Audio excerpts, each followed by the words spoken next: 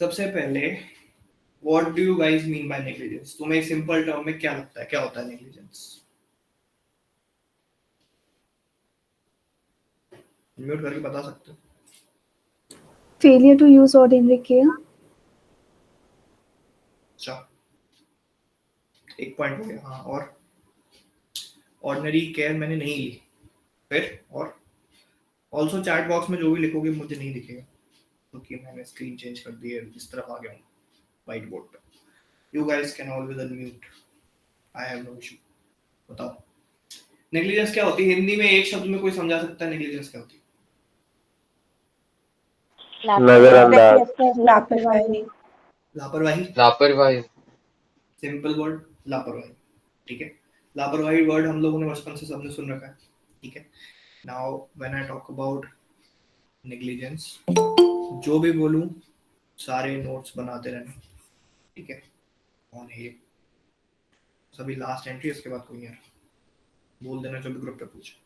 ठीक है, इसमें वी हैव 3 मेजर एलिमेंट्स जिससे आप बोलोगे कि हाँ नेग्लिजेंस हुआ है। ठीक है, पहला वाला एलिमेंट क्या होता है? First element is failure to use ordinary care.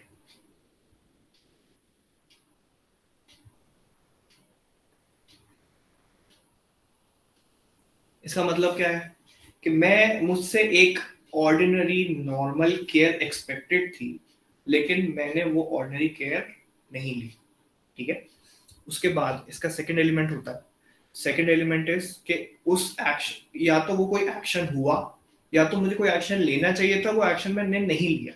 ठीक है, इट इज एन एक्शन और लैक ऑफ एक्शन। ठीक, 2 पॉइंट हमको यहां तक क्लियर है सबको? थर्ड पॉइंट इज, अब पहली चीज एक ऑर्डिनरी केयर थी, वो मैंने नहीं ली। अब कोई एक्शन मैंने किया या फिर मैंने कोई एक्शन नहीं किया। अब तीसरी चीज सबसे इंपॉर्टेंट हमेशा से टॉट में क्या रही है, आपने कुछ भी कराओ, XYZ कराओ, लेकिन होना क्या चाहिए? It should result in what? बोल सकते हो? Legal damage. It should result in a damage.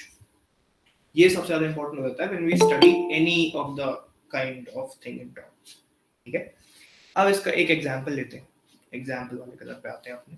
एक एग्जांपल है कि there is a surgeon whose name is Gautami. ठीक है, गौतमी एक सर्जन है और इसके पास एक दिन ये अपने हॉस्पिटल में बैठ के लंच कर रही थी। ठीक है, ये लंच कर रही थी, लंच में ये अपनी फेवरेट मैगी लाई थी एंड काफी बढ़िया, मतलब चीज वगैरह डाल के इसने मैगी बनाई थी अपनी, खूब बढ़िया। बट ऐसे में इसको पता लगता है बीच लंच में कि डॉक्टर इमरजेंसी केस है, जल्दी चलो, एक सर्जरी करनी है आपको। ठीक है, और वो सर्जरी में सामने कौन था? पेशेंट वाज गर्वित।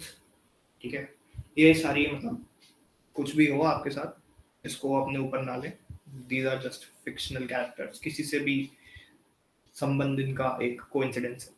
ठीक है, सो गौतमी एक सर्जन थी, वो लंच कर रही थी, वो मैगी खा रही थी उस लंच में, बट सर्जन जो सर्जरी के लिए उसको एकदम से इमीडिएट कॉल आ गया एंड गर्भित की उसने सर्जरी कर दी।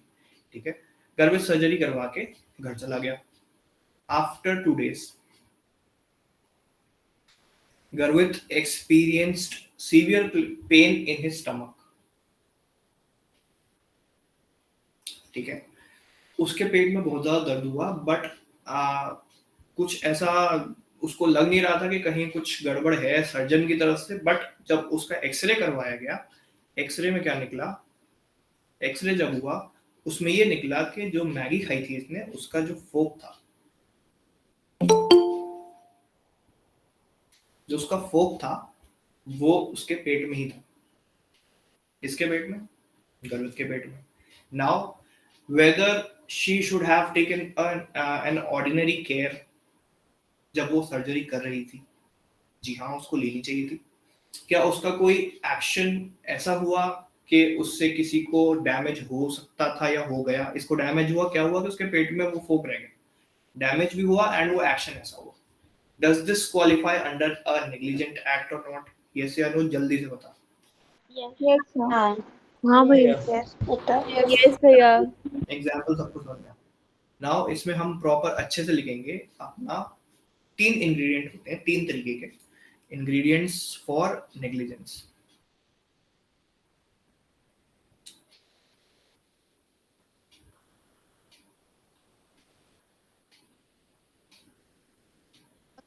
Hey, I'm trying to join from laptop. Please let me in.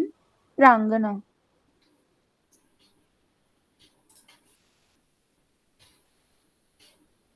ठीक है.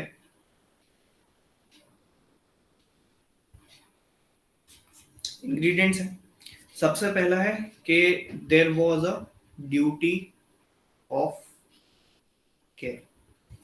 क्या आपकी ड्यूटी थी किसी की केयर करना, या फिर इसमें लिटरल मीनिंग नहीं आता केयर का. इसमें केयर मतलब कि मुझे सावधानी बरतनी चाहिए थी कि नहीं. ठीक है. Whether there was a duty of care in the case of that surgery, whether there was a duty of care और नॉट. यस और नो. क्या उसको सर्जरी ढंग से तमीज से करनी चाहिए थी. हाँ ठीक है. Yes भैया. Now the second part is that duty was breached. Okay. So whether there was a breach of duty or not. Yes it was. Okay. Breach मतलब उसका मतलब तोड़ना या उल्लंघन करना या फिर नहीं मानना उस चीज को. This that is called breach of duty. Breach word का meaning. Okay. Better. ठीक. Now third thing we saw in the past 3 ingredients as well कि उसको डैमेज होना चाहिए. ठीक है. अब ये डैमेज तो कितने भी एक्सटेंट तक हो सकता है. तो देयर इज, अब इसका जो एक्सटेंट होता है,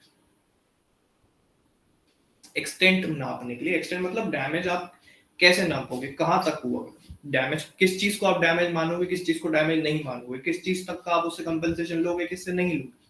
ठीक है. इसका क्या मतलब होता है, इसमें हम एक टेस्ट होता है अपना, test of remoteness of damage. ठीक है.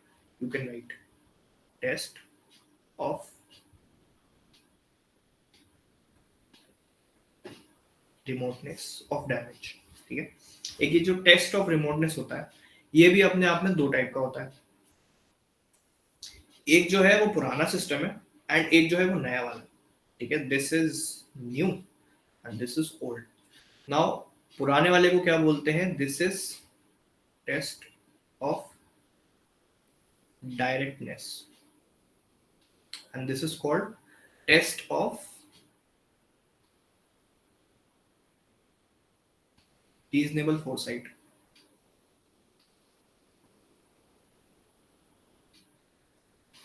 ठीक है. किसी को कुछ अंदाजा ये दोनों क्या होते हैं, पुराना वाला नया वाला, इसमें डिफरेंस क्या था. कोई सुपर होशियार बच्चा तो पहले से पढ़ के आया, जिसकी कोचिंग ने उसको पहले से पढ़ा दिया, बताओ बताओ. हम भी सोने क्या पढ़ाया तुम्हारी कोचिंग, किसी कोचिंग ने नहीं पढ़ाया. क्या बात. ठीक है. तो इसका सिंपल मतलब था कि इसमें जो भी डैमेज होता है, मान लो कि उसका पेट दुखने से उसको 4 दिन छुट्टी नहीं मिल पाई और उसको छुट्टी मारनी पड़ गई ऑफिस में, उससे उसकी नौकरी चली गई तो उससे उसकी पत्नी बीमार पड़ के मर भी गई, फिर वो मर गई तो उसकी अस्थि विसर्जन में पैसे लग गए. तो ये जो इतना सारा है ना, all these consequences will be counted for the compensation. मैं किसी से अगर गौतमी से वो कंपनसेशन ले रहा तो ये सारे गिना देगा लाइन से. ठीक है. इसमें यही था कि ऑल कॉन्सिक्वेंसेस सारे के सारे गिनवाता है. एंड इसमें रीजनेबल फोरसाइट मतलब कि एक आदमी जो कॉमन मैन की पर्सपेक्टिव से देख सकता है, सोच सकता है कि हाँ यार अगर मैं ये गलती करता तो शायद इतना डैमेज हो जाता सामने, बस उतना ही डैमेज आप दोगे.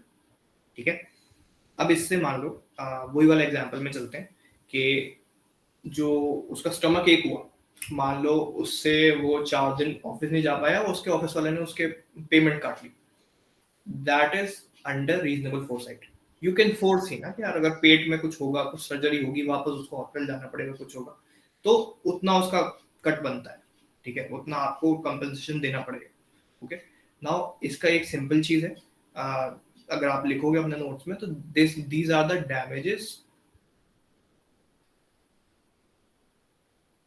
arising out of the negligent act. ठीक है, यहाँ तक सबको समझ में आ रहा है? यस भैया। ठीक है, एक एग्जाम्पल और है जो कि पता नहीं कितने बार, कितने क्लैट के पेपर, कितने मॉक टेस्ट, कितने स्लैट के पेपर हर बार आया है, हर बार बच्चे कुछ ना कुछ गलत करके आते हैं। तो क्या हम ऐसे लेजेंडरी क्वेश्चन के लिए तैयार हैं सुबह सुबह? काफी वो एग्जाम्पल ही है जो हर जगह आता है, वो लॉ स्कूल में भी आता है, काफी बहुत बड़ा लैंडमार्क केस है। ठीक है, तो उसको हम एक एग्जाम्पल के थ्रू समझते हैं। ठीक है, एक ये कार वाला था जिसका नाम था Kunal. Kunal was driving a car and सामने से श्रेष्ठ आ रहा था बाइक पे। This was a bike, this was a car. Kunal क्योंकि ऑब्वियसली सक्सेस बोर्ड में फैकल्टी है, पैसे वाला है वो, तो कार है उसके पास। ठीक है, एंड श्रेष्ठ तो कोचिंग जाता है तो बाइक से जाता है वो। ठीक है, now they both met with an accident. इनका हो गया एक्सीडेंट। अब एक्सीडेंट में क्या हुआ कि श्रेष्ठ का हो गया काफी ज्यादा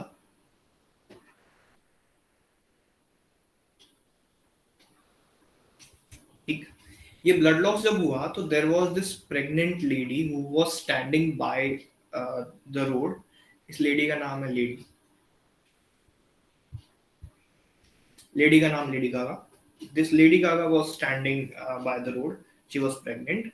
now what did she do? जैसे ही उसने ये ब्लड लॉस देखा, शी गॉट फेंटेड, वो बेहोश हो गई। अब जैसे ही वो बेहोश हुई तो क्योंकि वो प्रेग्नेंट थी, उसके पेट में जो बेबी था, दैट बेबी का क्या हुआ? Miss carriage. मिस कैरियज पता है किसी को क्या होता है? हाँ भैया, मतलब वो जब बच्चा फिर वो पैदा नहीं हो पाता, वो वहीं मर जाता है कुछ ऐसे ही। हाँ, मतलब आपके अगर कुछ ऐसी कोई कॉम्प्लिकेशन वगैरह आती है तो baby becomes a dead body inside the womb. This is called When the miscarriage. fetus dies. हाँ, तो जो भी बोला वही। ठीक है, now this lady claims compensation from Kunal कि भाई ये जो है, मुझे ये जो मिसकैरियज हुआ है इसका भी कंपनसेशन चाहिए। ठीक है, अब मुझे बताओ, दो रूल हमने पढ़े थे, एक टेस्ट ऑफ डायरेक्टनेस, एक था टेस्ट ऑफ रीजनेबल फोरसाइट। पहले वाले रूल में टेस्ट ऑफ डायरेक्टनेस में क्या कुणाल लायबल होगा? नहीं जी भैया। भैया। हाँ होगा। Yes, भैया। होगा। हाँ, हो जाएगा भैया। हाँ या ना? Yes, भैया। होगा, क्योंकि उसमें तो जो हो रहा है, what the hell is happening on earth, उस पर्टिकुलर कॉन्सिक्वेंसेस सभी के सभी होंगे ना, कुछ भी हो रहा है तो। ठीक है, इसमें क्या हुआ? इसमें हो गया वो लायबल। दूसरे केस में भी देखो, क्या रीजनेबल फोरसाइट दिख रही है तुमको? देख लें, हाँ भी हो सकता है आंसर, ना भी हो सकता है। तो तुम लोग नो, नहीं भैया। नहीं दिख नहीं भैया। रीजन नहीं होगा। नो भैया। हाँ, नो, व्हाई नो? क्योंकि कोई भी रीजनेबल मैन ये नहीं सोच सकता कि एक्सीडेंट होगा तो ऐसा हो जाएगा, मतलब कि प्रेग्नेंट लेडी फेंट हो जाएगी फिर मिसकैरेज हो जाएगा, ये रीजनेबल मैन नहीं सोच सकता। मतलब इतना कोई ब्लड लॉस देखेगा तो फेंट होना तो बनता है यार, मिसकैरेज I भी हो think सकता the है। lady is indirectly related to the accident और directly उसे कोई harm नहीं पहुंचा था। She got so I think नहीं होगा। नहीं होगा ना? सबका आंसर यूनानिमसली है नहीं होगा लाइव। यही बोलना चाह रहे हैं सब लोग? अरे चैट बॉक्स में मत लिखो, इधर बता दो, नहीं दिख रहा। हाँ भैया। लाइबल तो होगा। होगा कि नहीं होगा? होगा लाइबल। नहीं होगा। ये होगा वाला कौन है? बताओ, रीजन बताओ। क्योंकि रीजन तो मतलब इनडायरेक्ट रीजन भी तो यही, मतलब इनडायरेक्ट रीजन भी तो कार ही है ना। मतलब इनडायरेक्ट रीजन भी तो एक्सीडेंट ही है ना उनका, उनका फेंट होके मिसकैरेज होने का। तो ड्यूटी ऑफ केयर तो बनती है, तो उसकी वजह से liable तो होंगे, will also be held liable for this. But will he be held liable for the miscarriage? हाँ या मिसकैरियज के लिए वो लायबल नहीं no. Without extending topic further. Miscarriage के लिए वो लायबल इसलिए नहीं होगा क्योंकि जैसा पहले भी एक किसी ने बोला था कि कुणाल का श्रेष्ठ की बाइक के साथ एक्सीडेंट हुआ, ब्लड लॉस हो जाएगा, फिर कोई प्रेग्नेंट लेडी उसको देख लेगी, वो देख के फेंट हो जाएगी, फेंट होके मिसकैरेज कोई नॉर्मल आदमी से सोच सकता है? नहीं सोच सकता है। सेकंड रूल के under he will not be liable. Liable का तो मतलब पता होगा तुम लोगों को जितने नए आए, ठीक है? सो इतना यहाँ तक सबको समझ में आ रहा है? ठीक। इसका और इससे बड़ा वाला जो है लैंडमार्क केस, उसके बारे में पता नहीं कितने लोगों ने सुना है, नहीं सुना है, मुझे नहीं पता, लेकिन ये केस आपको पूरी लाइफ टाइम सुनने मिलेगा। इस केस का नाम है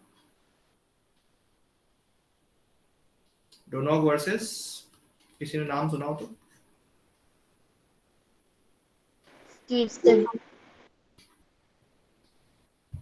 Stevenson. एन ए बीच में स्टीवेंसन, ठीक है? This is also known as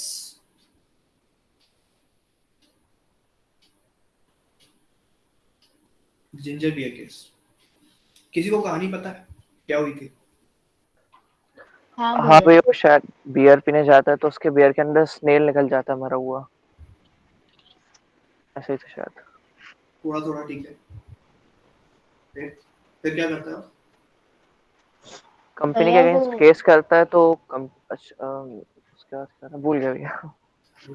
शाबाश, ये बढ़ा रही तुम्हारी लीगल लिस्ट में, ठीक है?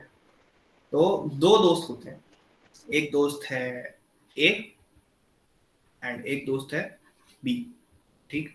दे go to a bar,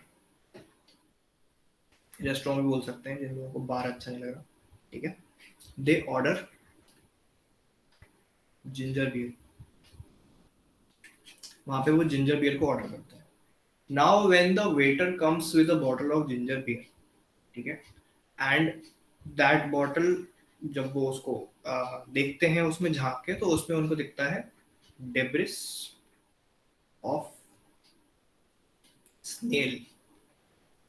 snail की बॉडी का कुछ पार्ट, स्नेल आपने देखा होगा, it has a hard covering over his body and बीच में वो अंदर कुछ अजीब सा होता है। तो जो हार्ड कवरिंग थी उसका कुछ ना कुछ उनको अंदर मिला। एक वो छोटा सा शेल आपने देखा होगा, उसका थोड़ा सा गोल गोल सा रहता है, तो वो उनको उसकी डेब्रिस उसके अंदर मिली, बॉटल के अंदर। नाउ कोई भी देखेगा तो उसका दिमाग खराब हो जाएगा। ओके, जिंजर बियर जो उसने मंगाई थी, तो अब इसने क्या करा, इसने केस करा कंपनी के ऊपर, जो कंपनी बना रही थी इसको, ठीक है? अब कंपनी ने क्या करा, ये जो पर्टिकुलर बंदा था, ये बी ने करा था केस, जो इसका दूसरा दोस्त था, बी ने केस करा कंपनी पे, जो इस कंपनी स्टीवेंसन कंपनी थी, ठीक है? कंपनी का नाम था स्टीवेंसन, एंड स्टीवेंसन कंपनी ने फिर कोर्ट में जाके क्या डिफेंस लिया कि यार देखो, हमने तो बॉटल बना के दी, we were the manufacturers, we sent the bottle to the wholesaler, wholesaler sent the bottle to the retailer, retailer sent the bottle to the bar owner. अब बार ओनर ने कस्टमर को बेची, बीच में इतनी सारी चीजें आ गई, हम कैसे लाएंगे? सही बोल रहा था गलत बोल रहा था? गलत बोल रहा था भैया। गलत बोल रहा है. गलत बोल रहा था भैया। गलत कैसे बोल रहा था? भैया Because he owes a duty of care towards his customers. वो तो बाहर वाले को करनी चाहिए, ड्यूटी ऑफ केयर। पर वो बॉटल का बट वो सील तो था मेन ना. कंपनी है, तो लाइबल तो वो भैया उसको तो ये फोर्सेबल है ना कि अल्टीमेट तो कस्टमर को ही मिलेगा कंज्यूम करने के लिए, तो उसका ड्यूटी ऑफ केयर बनता है। नहीं तो वो जानबूझ के थोड़ी स्नेल डाल के दे रहा है। भैया उसने क्या ग्लास में पोर किया था अलग से, या फिर डायरेक्ट बॉटल पकड़ा ली थी? ये भी तो यही बात है, यहीं पे जब वो बोल रहा था कि बार वाले को आप पकड़ो, बार वाले ने क्या डिफेंस लिया था, ये आप जब केस को अंदर पढ़ोगे तब पता लगेगा, अभी ऐसे कोई नहीं बताएगा। बार वाले ने क्या डिफेंस लिया कि भाई साहब, हमने आपकी बॉटल कस्टमर के सामने खोली, बॉटल हमने जब उसके सामने खोली तो आप ही तो लायबल हो होलसेलर ने बॉटल नहीं खोली, रिटेलर ने बॉटल नहीं खोली, हमने बॉटल नहीं खोली, हमने सीधे कस्टमर के सामने आपकी बॉटल खोली, बॉटल खोलते ही उसके अंदर निकला। यही जो सामने से जब डिफेंस दिखा उस पर्टिकुलर कोर्ट को, now this manufacturer was liable. आई बात समझ में? ये था ड्यूटी ऑफ केयर। फिर सीधी किस पे आ गई? मैन्युफैक्चरर पे आ गई, कस्टमर के थ्रू, क्योंकि भाई बीच में किसी ने बॉटल ही नहीं खोली। जब वो कोई ग्लास में दे रहा होता, कुछ कर रहा होता, या फिर बॉटल वो अंदर खोल के ला रहा होता, ठीक है। बहुत बार ऐसा होता है ना, हम कुछ मंगाते हैं तो बॉटल का वो कैप अंदर खोल देते हैं, फिर आपको सामने लाके उसको ऐसे स्ट्रॉ लगा के सर्व कर देते हैं। नाउ इट इस पर्टिकुलर केस में से एक प्रिंसिपल निकला which was called principle of neighbourhood. इसमें क्या बोला कि your neighbour is a person who gets directly affected by your act. Neighbourhood ये आपके पड़ोस वाला नेबरहुड नहीं बोल रहा, नेबरहुड में यहाँ अलग लीगल मीनिंग आ रहा है। इसका मतलब है कि the one who is affected is your neighbour, affected person.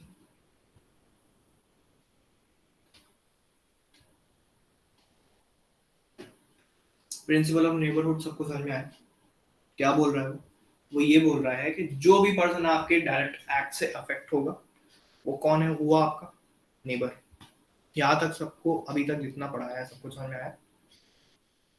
Yes भैया। हाँ भैया। हाँ भैया। यस भैया। ठीक है। हाँ भैया। भैया प्रिंसिपल ऑफ नेबरहुड फिर से बता दीजिए। हाँ, प्रिंसिपल ऑफ नेबरहुड फिर से बताते हैं। प्रिंसिपल ऑफ नेबरहुड का मतलब है कोई भी person, any XYZ person, Kunal है, श्रेष्ठ है, प्रखर है, गोविंद है, कोई भी है, अगर वो आपकी किसी नेग्लिजेंट एक्ट का शिकार हो रहा है और उससे वो इफेक्ट हो रहा है और वो एक पर्सन है, तो वो क्या कहलाएगा? आपका नेबर। ठीक है। ऐसे में बहुत बार होता है, मतलब अगर मैं normal real life common life का एग्जांपल ले लूं तो अगर आप एक छोटी सी कॉलोनी में रहते हो, वहां पे कोई भी बंदा बाहर आके बहुत तेज तेज तेज तेज हॉर्न बजा रहा है, your neighbours are also getting affected. आपका कोई है वो आपको बुलाने के लिए हॉर्न बजा रहा है, लेकिन पड़ोसी निकल के नहीं आ जाता, भैया क्या है, चुप हो जा। देखा है सबने, हुआ है बहुत लोगों के साथ। हुआ है नहीं हुआ? हम हॉर्न बजाने वाले लेके नहीं आते सामने से। हाँ भैया हुआ है। ठीक है, इसीलिए उसको हमने यहाँ से उठा के रख दिया कि this is a neighbour who gets affected by a negligent act. अब आप हॉर्न बजा रहे हो, यू आर बीइंग नेग्लिजेंट। ये तो एक केस उसका भी हो गया, न्यूसेंस का। न्यूसेंस जो हम अगली क्लास में पढ़ेंगे। ठीक है, इतना जिसको समझ में नहीं आया था उसको आगे समझ में। हाँ भैया। भैया मुझे एक प्रॉब्लम था। बोलो। एक नहीं दो। अभी इधर ही है कि लास्ट में अपन डिस्कस कर सकते हैं? नहीं इससे अच्छा ठीक है, लास्ट में भैया। ठीक। भैया वो जो पहले वाला केस था उसका नाम क्या था? ये वाला मिसकैरिएज। हाँ जी। ये तो अपने फिक्शनल कैरेक्टर है यार, उसका नाम थोड़ी है। अच्छा ओके। काफी बढ़िया लैंडमार्क जजमेंट है, बट इसका नाम तुम्हारे लिए इन मटेरियल है। नाम किसका इंपॉर्टेंट है जिंदगी भर, ये लिख के रख लो सुंदर से सजा के। ठीक है, यहाँ तक समझ में आ गया सबको? अब हम चलते हैं एक लीगल मैगज़िन पे जिसका नाम है रेस इप्सा लोक्यूटर। मतलब पता है किसी को? Thing speaks for itself. Things speaks for Things itself. Ipsa का मतलब होता है स्पीक, नहीं, इप्सा का मतलब होता है इटसेल्फ। इप्सा, थोड़ा तुम साउंड से अगर गेस करो तो इटसेल्फ होता है इसका meaning. Lock is derived from a Latin word which means to say, to speak. That's how we decode legal magazines. Res का मतलब होता है things.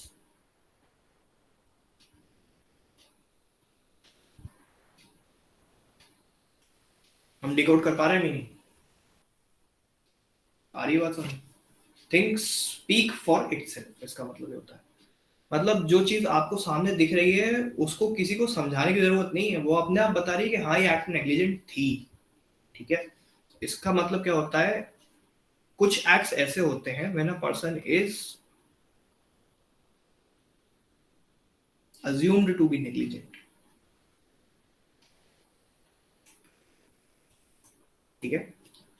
ये किस केस में होता है, when the person had full control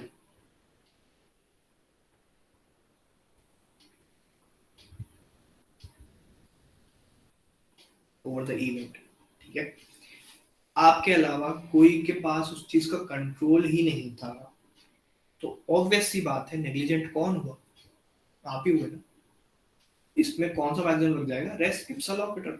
हमें दिख रहा है यार कि आप ही के पास सारा कंट्रोल था, आप ही ने नेग्लिजेंट बिहेवियर दिखाया and that's why you were liable, ठीक है। इसमें एक एग्जांपल लेते हैं रेस इप्सा लॉपिटर। तो एक गली है, ठीक है, छोटी सी गली है, उस गली में से जा रहा है जतिन। जतिन उस गली में से जा रहा है, यहाँ पे ऊपर एक घर है बड़ा सा। ये घर किसका है, ये घर है श्रेया का।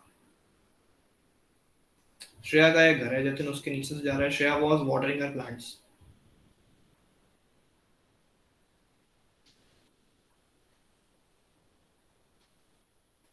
Shreya was watering her plants and Jatin नीचे से जा रहा था।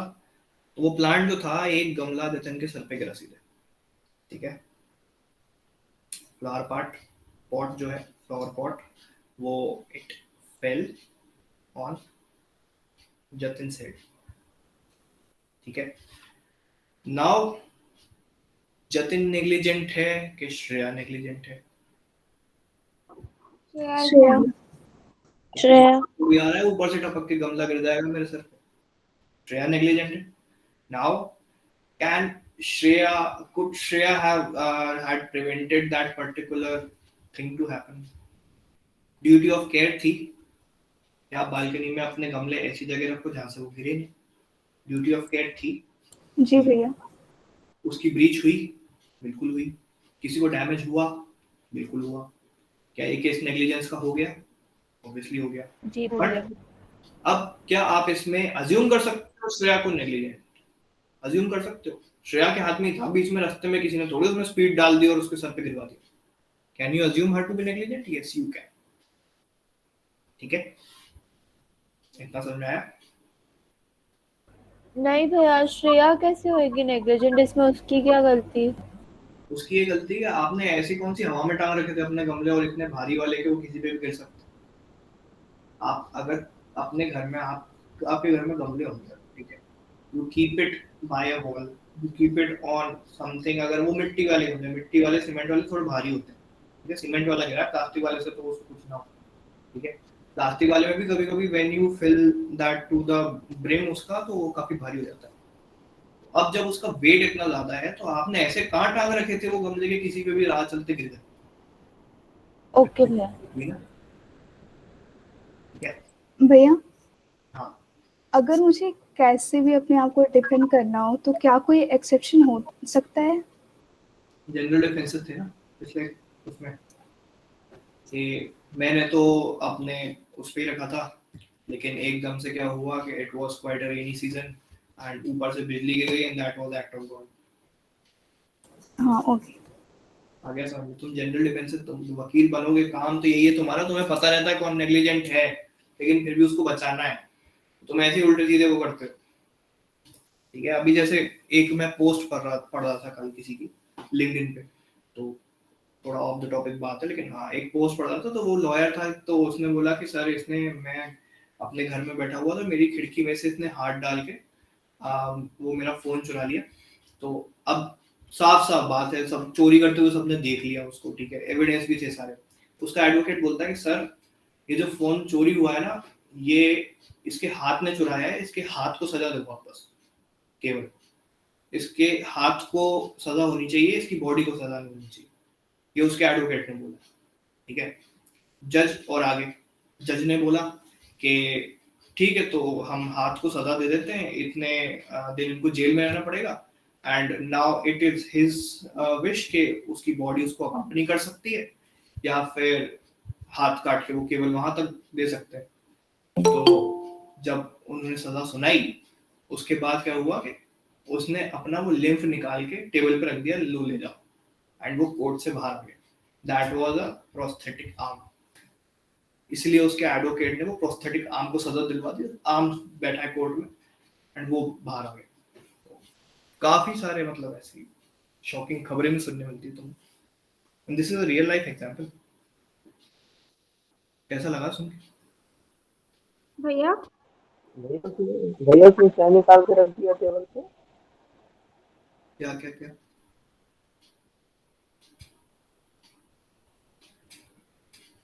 उसने क्या निकाल के रख दिया भैया टेबल पे? मैं सुन नहीं पाया, क्या था? प्रोस्थेटिक आर्म होते हैं, तुम्हारा हाथ गायब होता है तो तुम एक वो लगवाते हो, प्रोस्थेटिक लेग्स होते हैं, प्रोस्थेटिक आर्म्स होते हैं, मैकेनिकल वाले। वो वाला था उसका जो डिटैच हो जाता था बॉडी से, वैसा वाला। हाँ हाँ समझ गया भैया, समझ। हाँ, तो एडवोकेट भी होशियार, जज भी होशियार, आदमी भी होशियार। ठीक है, अब हम समझते हैं कुछ टाइप ऑफ नेग्लिजेंसेस। एक होती है कॉन्ट्रीब्यूटरी नेग्लिजेंस।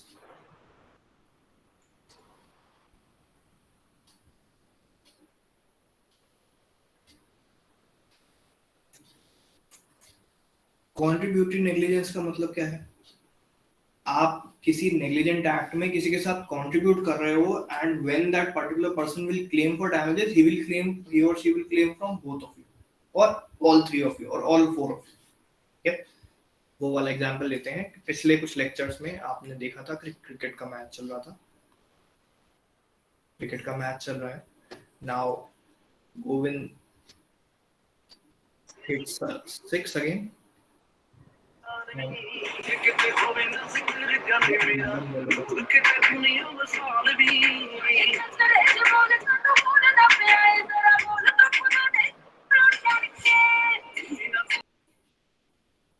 क्लास के बीच में गाने सुनने का शौक आ गया इनको।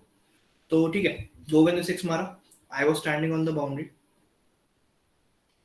एंड मैं उसको कैच ही करने वाला था कि मैं उसको कैच नहीं कर पाया, एंड वो इतना हाई गया था कैच, एंड कैच नहीं हो पाया। तो उसमें क्या था, एक आंटी खड़ी हुई थी। Aunty is always रूइन the game. Aunty खड़ी थी, आंटी के सीधे लगी सर पे बॉल, पट्टे से शॉट। ठीक है, अब इसमें नेग्लिजेंस किसकी हुई? केवल मेरी कि गोविंद की हुई? दोनों गोविंद सर की भी। गोविंद की कैसे? कैच तो मैंने छोड़ा। मारा तो उन्होंने था ना। वो मारने को तो यार क्रिकेट चल रहा है, तो मारना तो पड़ेगा ही, बॉल को खुद को लग जाएगी। तो यही तो कंट्रीब्यूटरी नेग्लिजेंस है ना। बॉल आंटी को थोड़ी मारी, तो शॉट मारा था। This cricket was being played in a colony. आपको चेंज हुआ? हाँ सर, कॉलोनी में। आप कॉलोनी में खेल रहे हो तो you are also deemed to be negligent because that's not a cricket ground. All the fielders are also negligent for this act. ठीक है, ये भी नेग्लिजेंट, ये भी नेग्लिजेंट। आंटी को लगा हेडशॉट, आंटी को देने पड़ेंगे पैसे।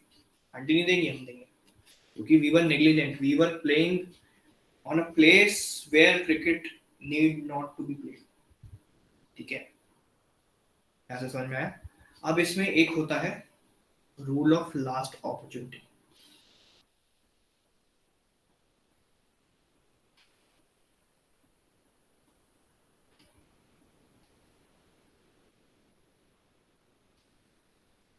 लास्ट अपॉर्चुनिटी क्या होता है? किसी को पता है रूल ऑफ लास्ट अपॉर्चुनिटी क्या है? वो लास्ट टाइम में किसको रोकना चाहिए था, मतलब लास्ट टाइम में किसके पास रोकने का अपॉर्चुनिटी था, उसके हिसाब से देखा जाता है। बिल्कुल सही। तो लास्ट अपॉर्चुनिटी मतलब कंट्रीब्यूटरी। अब तुम्हें किसी ना किसी से ज्यादा डैमेज लेने हैं, एक कंट्रीब्यूटरी नेग्लिजेंस में तुम्हें किसी ना किसी को थोड़ी सी ज्यादा लेवल की पनिशमेंट दिलवानी है। What will you apply? You will apply the rule of last opportunity. ठीक है, rule of last opportunity says कि आखिरी में इन सारे लोगों में से सबसे करीब कौन था उस पर्टिकुलर नेग्लिजेंट एक्ट के, कौन बचा सकता था उसको, ठीक है। गोविंद ने शॉट मार दिया, क्या मैं कैच कर सकता था जिससे आंटी को नहीं लगती? हाँ भैया। क्या मेरे पास आखिरी अपॉर्चुनिटी थी? बॉल तो बैट से निकल चुकी थी, हवा में थी, जो उसको पकड़ लेता वो उसको हेडशॉट लगने से बचा देता। उस पकड़ने के सबसे पास कौन था? वो मैं था। Who will be liable to a greater extent? I will be liable. ठीक है।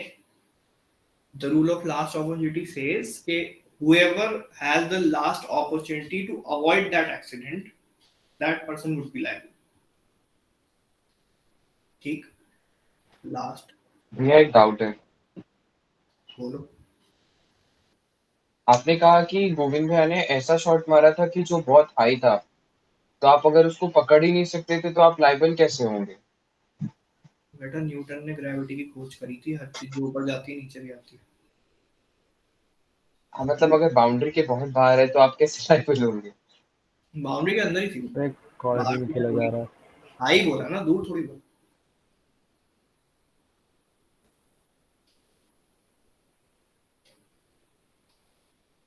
पहली चीज है कि आपके पास लास्ट अपॉर्चुनिटी थी। दूसरी चीज है क्या आप उस एक्सीडेंट को अवॉइड कर सकते थे?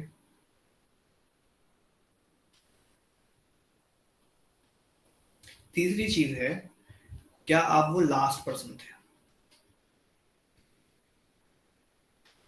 Put me in these 3 elements and then evaluate. क्या मेरे पास आखिरी अपॉर्चुनिटी थी? क्या मैं उस एक्सीडेंट को अवॉइड कर सकता था? बिल्कुल।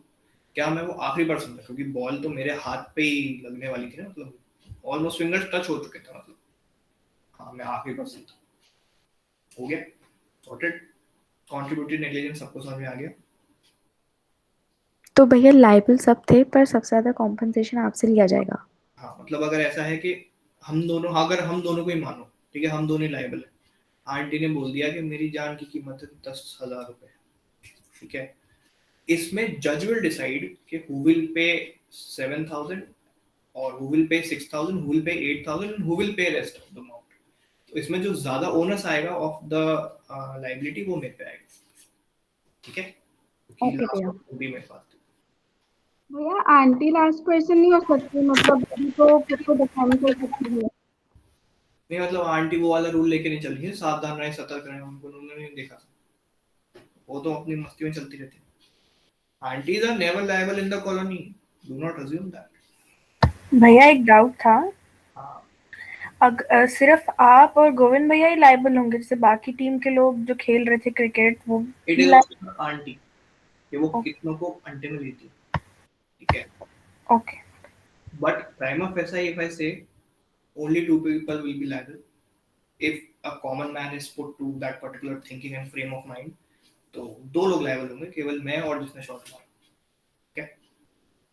अब इसमें 2 लोग होते, मान लो फील्ड में कन्वर्ज हो गए, तो उन दोनों के टकराने की वजह से बॉल छूट गई, ये भी आ जाएगा लपेटे में, ठीक है। दूसरी टाइप ऑफ नेग्लिजेंसेस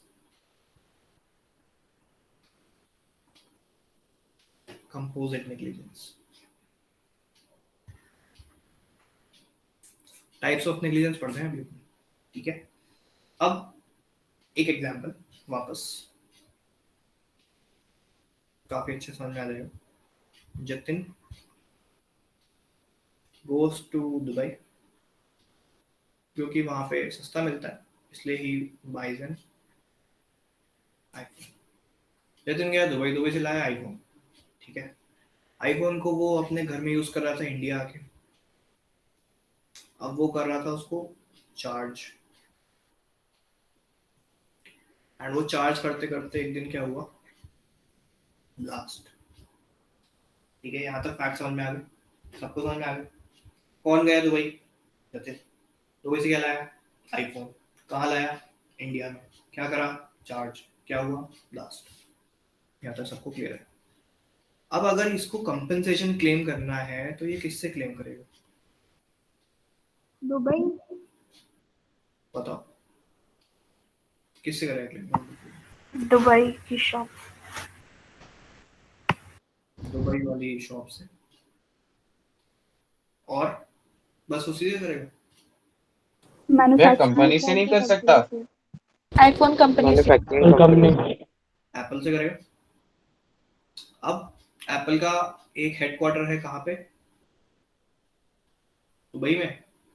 और मेन हेडक्वार्टर का है, एप्पल का हेडक्वार्टर का है, बताओ बताओ। कैलिफोर्निया। कैलिफोर्निया।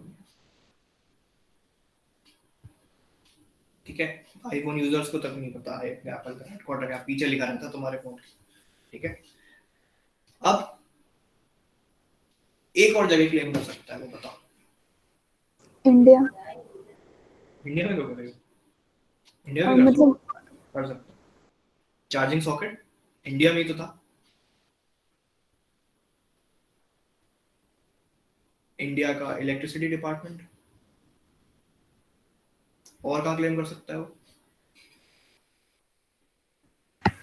इंडिया में जो एप्पल का हेडक्वार्टर हो शायद उसमें। नहीं, इस मामले में जहाँ से आपने फोन लिया वहाँ का हेडक्वार्टर लिखा जाता है। एप्पल अपने फोन खुद बनाता है कि किसी को बनाने को देता है?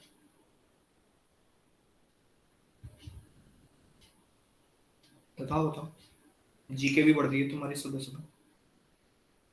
एप्पल के फोन कहाँ बनते हैं? China I guess. चाइना।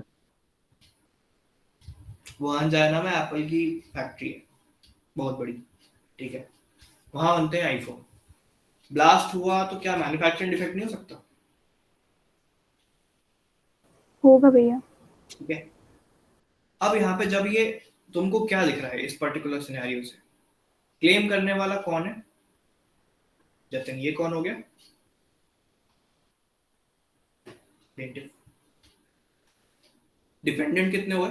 1 2 3 4 5 और भी हो सकते हैं। ठीक है, तो basically what we mean by composite negligence, इसका मतलब है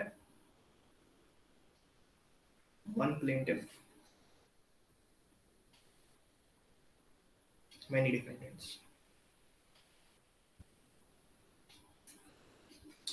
आ गई बात समझ में? इसके पहले वाले में क्या था?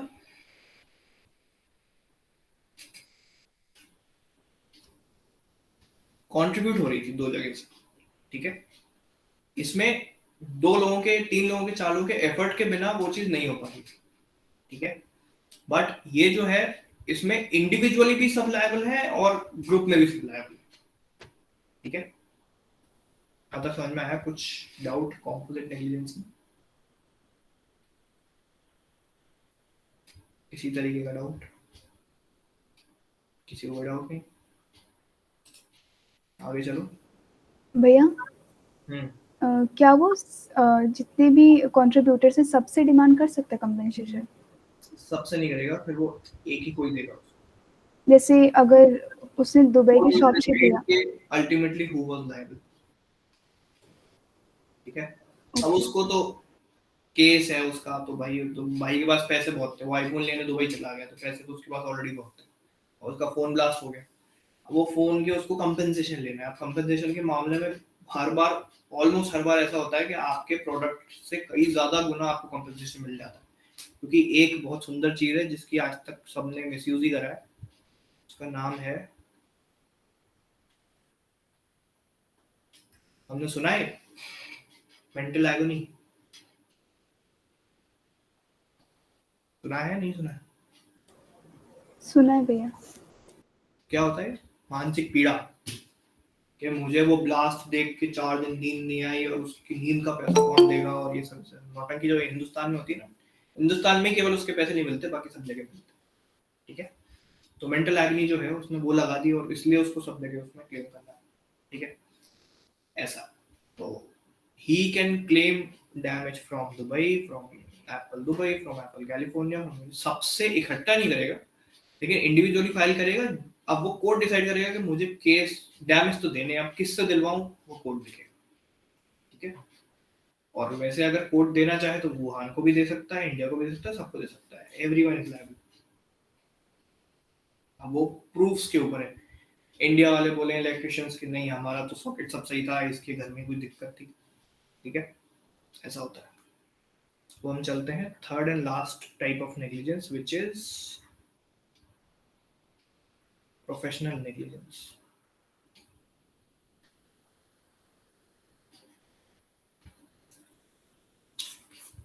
प्रोफेशनल नेग्लिजेंस का एग्जाम्पल पता है किसी को?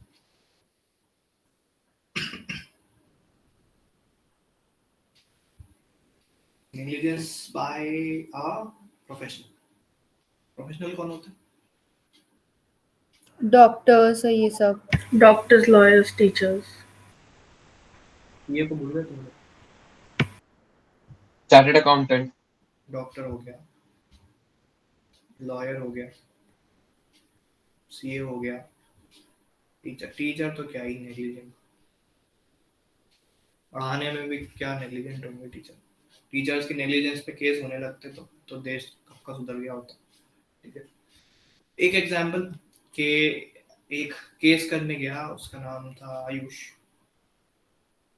आयुष का कोई केस चल रहा है in the high court of MP high court में उसका कोई केस चल रहा है। इतने भाई साहब ने अपॉइंट करे थे लॉयर थे अपने। कौन बनेगा लॉयर? नाम बताओ। लॉयर बना रहे हैं यार। शुभ भैया। शुभ को बना दिया तुमने लॉयर। ठीक है, विलेन बनाना था यार, तुम लॉयर बना दिया उसको। ठीक है, शुभ इज अ लॉयर जो कि हायर किया था आयुष ने। आयुष का लॉयर था शुभ। अब कोर्ट ने बोला था कि भाई साहब आपको 13th ऑफ सितंबर को इनकी बेल वाले डॉक्यूमेंट लाने हैं।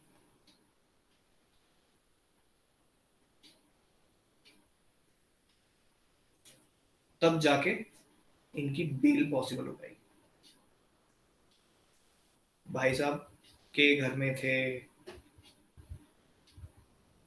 रैट्स, वो तो बेल को खा गए पूरी अच्छे से। तो रैट्स ने बेल के डॉक्यूमेंट कर दिए। छूमंत कौन लायबल? लॉयर। शुभ भैया को पता था कि बेल के डॉक्यूमेंट इंपॉर्टेंट है, उन डॉक्यूमेंट से वो बेल होनी है। How can you be so negligent? ठीक है, एक तो ये हो गया कि आपने अपना काम ढंग से नहीं किया। आपका काम क्या था? डॉक्यूमेंट वहां पे प्रोवाइड करना, आप प्रोवाइड ही नहीं कर पाए। सीए वाला एग्जांपल लें अगर, तो सीए का एग्जांपल ले लेते हैं कि सक्सेस बोर्ड का सीए जो है, तो सक्सेस बोर्ड ने इस साल 100 रुपए का प्रॉफिट कमाया एंड उसके सीए ने टैक्स लायबिलिटी बताई कि आपको इस पर 10 रुपए का टैक्स लगे। ठीक है, एंड मैंने क्योंकि उसको ऑडिट की फीस दी थी 5 रुपए, तो 5 रुपए मेरे को एक्स्ट्रा, बस वो टोटल मेरे को 15 रुपए की पड़ गई।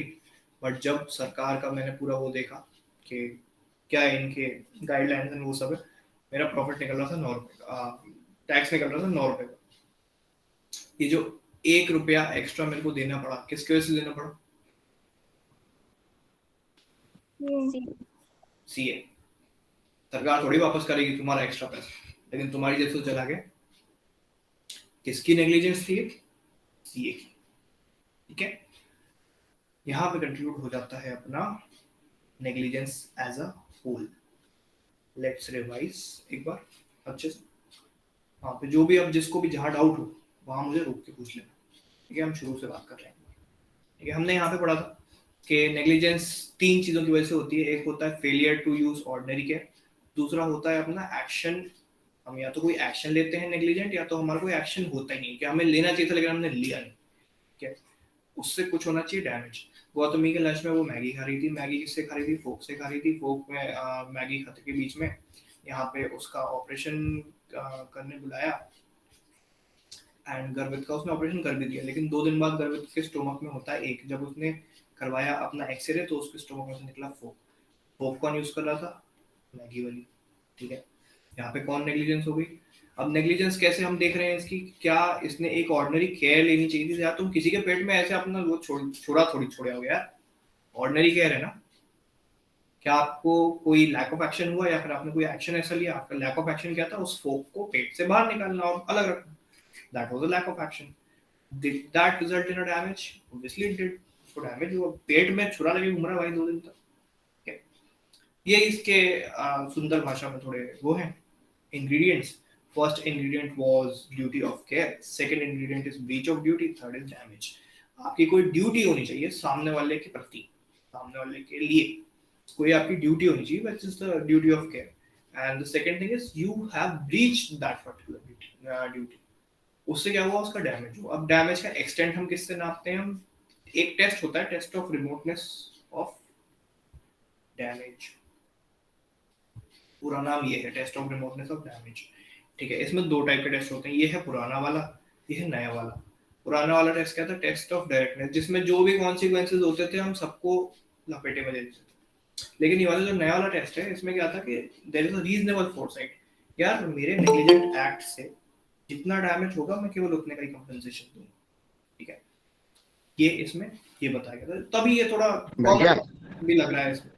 ठीक है, हाँ बताओ भैया. हम समझेंगे कैसे कहाँ पुराना वाला यूज करना, कहाँ नया? पुराना वाला कहीं यूज नहीं होगा, हर बार नया यूज. ओके, क्वेश्चंस में नया ही होगा. ठीक है, फिर हमने एक ये इसका एग्जांपल देखा था, नया पुराना लगा के देखा था, एंड हमको पता लग गया था कि क्यों पुराना वाला हटाया गया. ठीक है, कुणाल चला रहा था कार, उसका एक्सीडेंट हुआ, श्रेष्ठ की बाइक से एक्सीडेंट हुआ, तो यहाँ पे ह्यूज ब्लड लॉस हुआ. ब्लड लॉस कितना देखा? लेडी गागा ने. लेडी गागा फेंट हो गई. फेंट होके वो बोलती है कि हमारा मिसकैरेज हो गया, उनका बच्चा मर गया. बट मिसकैरेज का वो किसके सर पे पूरी रिस्पांसिबिलिटी रख दी? कुणाल की.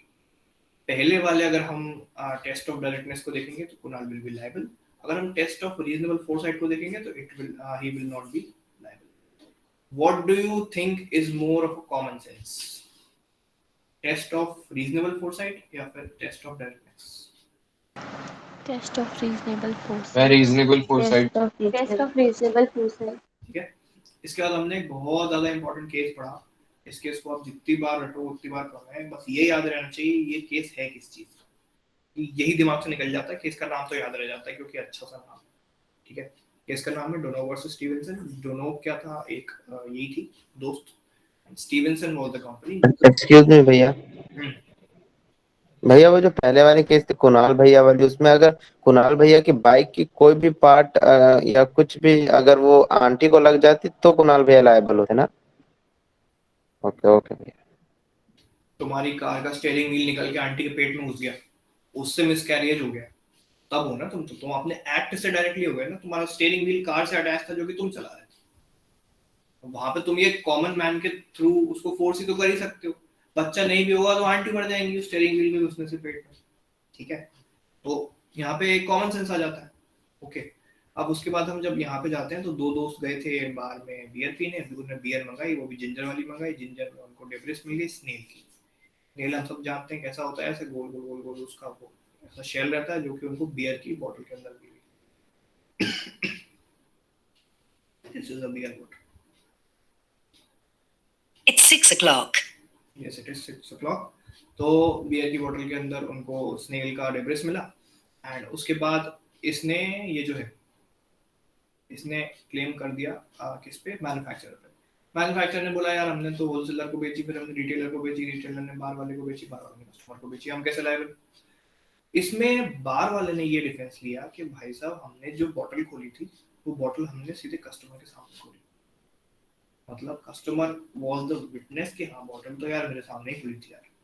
मतलब बोतल में पहले से स्नेल था, तुम्हारे मैन्युफैक्चरिंग प्लांट से स्नेल आया था. ये बीच में कोई बोतल खोलता थोड़ी. तुम कुछ भी मंगाते हो, साबुन भी मंगाते हो तो बीच में ये खोल के थोड़ी देखते हैं अच्छा हाँ ये वाला बढ़िया लग रहा है. ठीक है, तो इसमें लग गया था principal of neighbourhood. Principal of neighbourhood says कि whoever is affected by your negligent act, that negligent person will be called your neighbor. Okay, जो भी तुम्हारे नेग्लिजेंट एक्ट से अफेक्ट होता है उसको तुम अपना नेबर बोलो. ठीक है, ये यहाँ तक अपना ये रूल. उसके बाद हमने क्या करा, एक मैगजीन पढ़ा था. This was a legal magazine.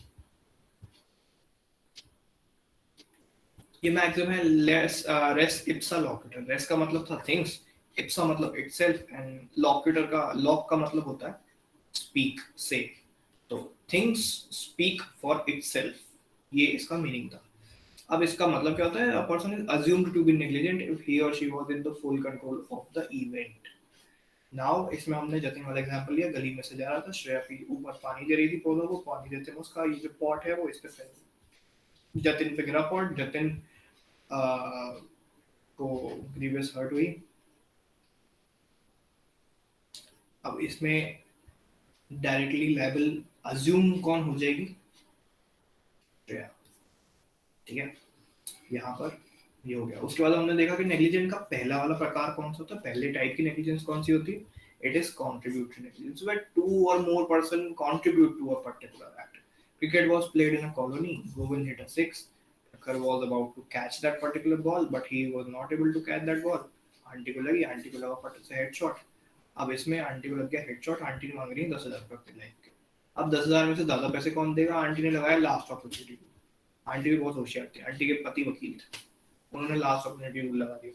Last opportunity rule क्या होता है कि इसमें किसके पास आखिरी अपॉर्चुनिटी उस इवेंट को बचाने के लिए? किसके पास थी? मेरे पास थी। क्या मैं उस इवेंट को बचा सकता था? बिल्कुल बचा सकता था। क्या मैं वो आखिरी पर्सन था? हाँ मैं ही था। इस पे पड़ गए 7,000 रुपए, ठीक है। अब हम आते हैं कॉम्पोजिट नेग्लिजेंस में। कॉम्पोजिट भैया एक क्वेश्चन था भैया, स्टेडियम का लेकर अगर आप बता सकें तो स्टेडियम में क्या चेंज हो जाता?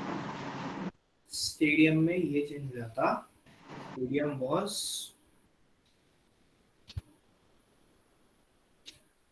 याद आया कुछ पिछली क्लास से?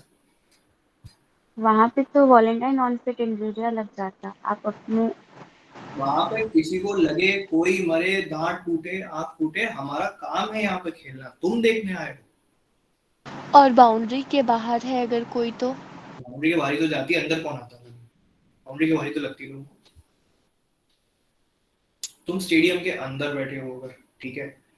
पिछली क्लास में क्या बताया था? It is your implied consent to volunteer for that risk. Cork की बॉल होती है, सीजन बॉल बोलते हैं उसको। वो बॉल किसी के सर पे तुम ऐसे थोड़ा सा ठोक के भी देख लोगे ना अपने सर पे, तो वो बॉल इतनी तेज लगेगी कि तुम्हें दर्द होता रहेगा चारों तरफ, ठीक है। वो बॉल इतनी तेज होती है। एंड इमेजिन शोएब अख्तर की स्पीड पता तुम्हें 160 किलोमीटर पर आवर। इतनी तो राजधानी की भी नहीं है स्पीड, जितनी तेज से वो बॉलिंग फेंकता था। और वही बॉल जब बैट पे पड़ती है और बैट पे पड़ के किसी के सर पे लग जाए, जाके कितने लंबे लंबे चक्के पड़ते हैं, कितने लोगों को लग भी चुकी, कितनों के बच्चों के सर पे लग चुकी, खून तक निकल चुका। They can not claim damage from anyone, क्योंकि यार वो तो उनका काम है, वो प्रोफेशनल क्रिकेटर्स हैं, वो तो वहीं खेलेंगे। तुम देखने आए थे, तुम्हें देखना चाहिए था बॉल लग रही है क्या हो रहा है वहां पे। तुम अगर कोहली से बोलोगे तेरे छक्के से मेरे इसका वो लग गया, तो Kohli will take this defence volenti non fit injuria कि बेटा you volunteered for that particular risk and it cannot be taken into consideration. आया समझ? आसपास जबकि ये टॉपिक आप बोले हैं, इसमें से एक डाउट आया है। जैसे कि क्रिकेट में था कि हम अज्यूम करके जाते हैं कि हाँ मैच देखने जा रहे हैं तो बॉल लग सकता है, तो ये रिस्क अज्यूमेबल है। लेकिन आप अगर F1 रेसिंग कार में जाके देख रहे हैं एज ए स्पेक्टेटर, आप थोड़ी अज्यूम करेंगे कि कार का पहिया उड़ के आके आपको लगेगा। वो सब उसमें इन्वॉल्व होता है, सब आता है। कार का पहिया कितनी बार उड़ के ऑडियंस में गया है, कितनी बार उनको लगी है, ये सब उसी में इंक्लूड होगा। कार भी उड़ के आगे लग सकती है, एक्सीडेंट्स नहीं होते क्या? F1 रेसेस में accident is common in each and every race. 1-2 race ही होती होंगी जिसमें किसी का एक्सीडेंट नहीं हुआ। अब कोई अस्थमा का पेशेंट है, वो अरे वो कार का जो धुआं उड़ रहा था उससे मेरे को अस्थमा का अटैक आ गया, तो तुम क्यों गए वहां? पहिया उड़ के आ गया मेरे पास में, तो क्यों गए वहां पे? पहिया तो उड़ेगा ही, वो तो उसका एक्सीडेंट तो होता ही ऑलमोस्ट हर रेस में। ऐसा ठीक है, आई बात समझ? ठीक है जी भैया। हम हैं कंपोजिट नेग्लिजेंस पे। कंपोजिट नेग्लिजेंस में हमने देखा था कि जतिन दुबई से फोन लाया था, वो फोन लाया था आईफोन, उसने इंडिया में आके चार्ज करा फोन को, फोन हो गया ब्लास्ट। अब वो ब्लास्ट के लिए क्लेम करने गया दुबई की शॉप से, फिर एप्पल के दुबई शोरूम से, एप्पल के कैलिफोर्निया से, क्योंकि वहाँ पे वो बना डिजाइन होता है, डिजाइनिंग में कुछ डिफेक्ट हो सकता है, इंडिया के इलेक्ट्रिकल सॉकेट में कुछ डिफेक्ट हो सकता है, वुहान में वो मैन्युफैक्चर हुआ तो वहाँ के प्लांट में कुछ डिफेक्ट हो सकता है। Now there is one plaintiff who is Jatin and there are many defendants who is ये सारे, ठीक है। तो भैया हाँ, भैया, can we say that composite negligence is a kind of professional negligence? नहीं, एग्जाम्पल से लग रहा हो लेकिन नहीं। भैया अगर ये पर्टिकुलर एग्जांपल जैसे लॉयर या डॉक्टर को ना हम कंसिडर करें फिर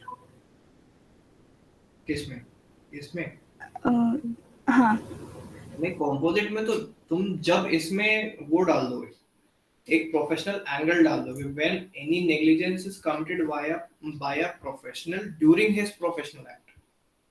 किसी का प्रोफेशन थोड़ी है, किसी का फोन बनाना प्रोफेशन थोड़ी, तो बिजनेस होता है। प्रोफेशन क्या होता है? प्रोफेशन इज लॉयर का वकीली एंड डॉक्टर का जो भी बोलते हैं उसको, ठीक है। भैया जैसे गौतमी वाला केस था तो वो फोक जो अंदर छूट गया था तो वो प्रोफेशनल नेग्लिजेंस हो गई। वो प्रोफेशनल नेग्लिजेंस है 200%, क्योंकि डॉक्टर का काम होता है अपना काम ढंग से करना। वो एक बीमारी ठीक करवाने आया, तुमने उसको दूसरी जगह घर भेज दी, ठीक है, ऐसा थोड़ी होता है। ये professional negligence is always committed by professionals, doctors, lawyers, CA, teacher. इन चारों के अलावा मेरे को नहीं लगता कोई पांचवा एग्जांपल वो लाके देगा तुम्हारा। अगर बहुत टफ क्वेश्चन बनाना है तो कोई अजीब टाइप का प्रोफेशनल घुसा देगा, तुम उसको डिराइव नहीं कर पाओगे कौन सा है। इस टाइप के अपन क्वेश्चंस लेंगे, एक जो क्वेश्चन वाली 2 क्लासेस होंगी उसमें लेंगे, ठीक है। थोड़े टफ क्वेश्चंस लेंगे, टफ से चालू करेंगे, इजी से टफ पे चलते हैं थोड़ा, ठीक है। एक आयुष था, आयुष ने एमपी के हाई कोर्ट में उसकी सुनवाई थी, उसमें उसने शुभ को एज अ लॉयर अपना करा। शुभ के घर में चूहे हो गए। उसने बोला था कोर्ट ने कि 13 सितंबर तक आपको बेल के डॉक्यूमेंट सबमिट करने।